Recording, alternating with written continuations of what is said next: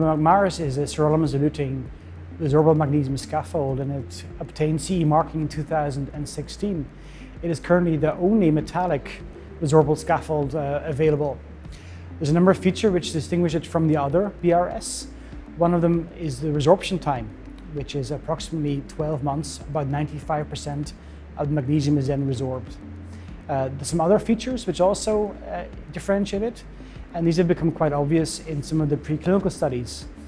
First of all, there's early utilization at about 28 days, has a very low acute thrombogenicity compared to some of the other, specifically the polymeric absorbed BVS, and also compared to the stainless steel stents, which is probably due to its properties of having a very low adhesion of platelets and acute inflammatory cells during implantation. So all these features together really have shown that it's providing data that is quite safe, and how it differences from the other BRS available.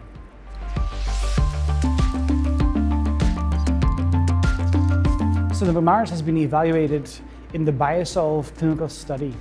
BioSolve 2 and 3 were first-in-man studies, and the BioSolve 4 is really an all-comer registry, which is currently still enrolling. In BioSolve 2, 123 patients were enrolled, and they had a target lesion failure rate of 3.4% at 1 year, going up to 6.8% at 3 years.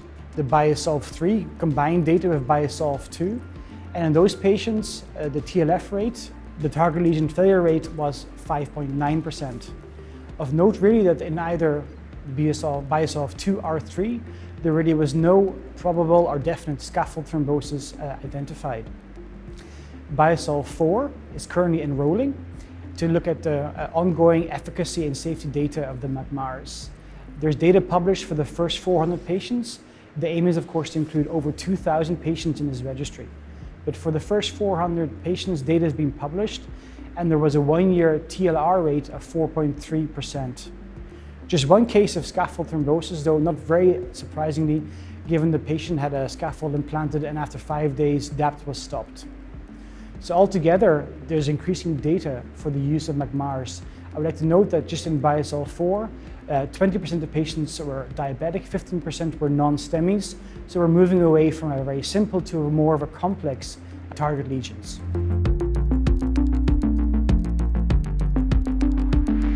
Yes, I definitely think there is a future for bioresorbable scaffold technology. Current metallic DES are very performant. However, they do leave behind a metallic cage in the coronary artery, which can give rise to hypersensitivity reactions, late stent thrombosis, and of course also neostructural stent failure. So therefore, this new technology, it really, I think, has a place to play in the future. Especially in young patients, simple lesions, I believe that this is the way forward. If you would ask me, of course, what the role is in the next 5 to 10 years, I would say that it definitely will not replace the role of the metallic DES, though will start to play a more important role, especially in younger patients who have a long life ahead of them, and in simple lesions. If there's a role to play in more complex lesions, I think the future will have to determine.